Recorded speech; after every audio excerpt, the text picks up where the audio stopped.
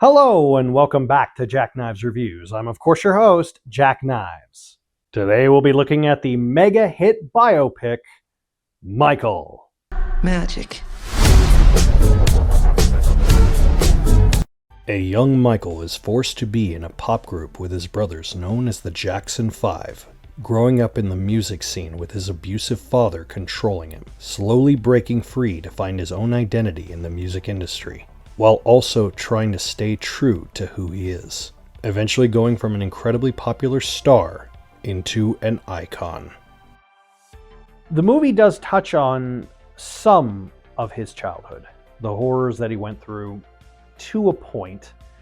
It did talk a lot about more of him trying to find his own identity, which is mainly the focus of the movie. Going from the Jacksons to right before bad. Coleman Domingo plays Joseph Jackson, and he does a phenomenal job as Joseph Jackson. He is so despisingly unlikable. This matter-of-fact way he seemed to be, and just this fear that he tried to implement on everyone, which is who he really was. He really was he's just a bastard in every sense of the word. He was a terrible human being. The other Jacksons, surprisingly, even though they apparently were all producers, really didn't have much as far as a presence in the movie, which I was kind of worried about, that they were going to, shift more focus on the other Jacksons, maybe feeling jealous of Michael or things like that. No, not really. I mean, I just kind of wish I could have seen a little more of that. That would have been a little more interesting to see their dynamic together, but more on the, how are they in a family dynamic? You see snippets of it, but not much. Giuliano Valdi plays young Michael, despite him being very, very good, looking very identical to him. Weirdly enough, not in the movie that much. I mean, granted, I don't expect them to just focus on his childhood the whole movie, but I just kind of expected a little more deep dive. I do know that they've already done a mini-series about the Jacksons, and I think with that and this, it's kind of like one giant movie if you put them together, in that kind of sense, if you want to get more of a broader picture. But I digress. There is one standout I believe no one's really talked about in their reviews, and that's Kaylin Durrell Jones as Bill, Michael's longtime bodyguard. I think he did an amazing job as Bill. I think he had this really kind of nice sweetness to him that apparently most biopics kind of just glance over that. But I know Bill was basically around Michael almost his entire life. So if anyone, he's probably the closest thing he had to a friend outside of his family. The reason everyone went to go see this movie, and the reason everyone was kind of like, worried, was the performance of Jafar Jackson as Michael Jackson. Because it wasn't just a actor performing and playing as Michael, it was a nephew playing his uncle. And damn, if that isn't the best version I've ever seen of someone trying to emulate Michael, I don't know what is. He got the cadences, style, the look, the feel, and most importantly, the kindness of him. Michael had this glow about him that I think everyone kind of resonated with. I was worried, I'm like, are they gonna really capture that? Or are they just gonna kind of play him off as more of a celebrity? And they do. There are parts and times in the movie where it doesn't feel like a Michael concert, but it feels more like a tribute to a Michael concert, and it's great. It's amazing in that way. Now, of course, to talk about some of the negativity, but it's nothing against the movie itself. These are more the tropes of the genre, which is biopics. There are, of course, some timeline inconsistencies as per usual. Like, hey, that song shouldn't have come out until this time, or hey, that doesn't happen until after this. And of course, a couple time jumps here and there.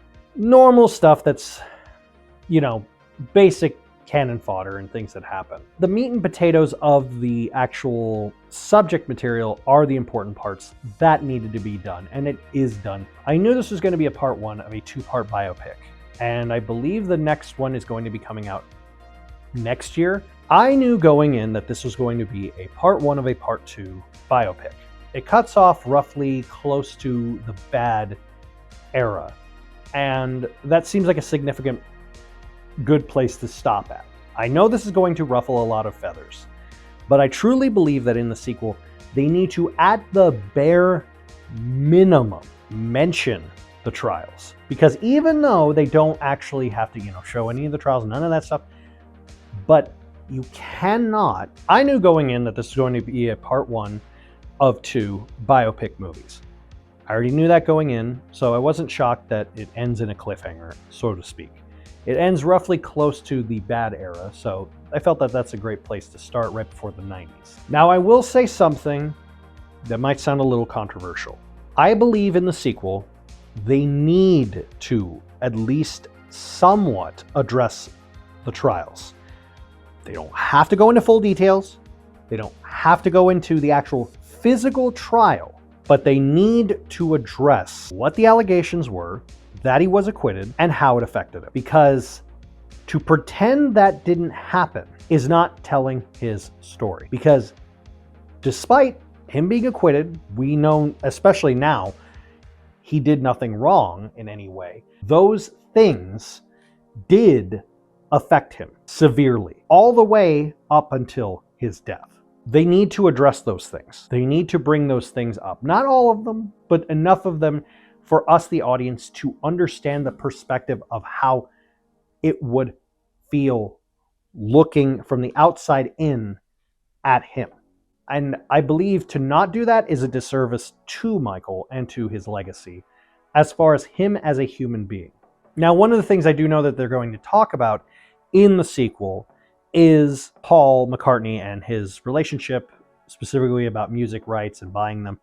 I know that because the director has already confirmed that Paul Mescal, who's going to play Paul McCartney in the multiple Beatle biopics, is also going to be playing Paul McCartney in Michael 2. So knowing that fact, that means that yes, it's going to most likely time skip around the 80s, because there's a lot that happened in the 80s that they couldn't really touch on.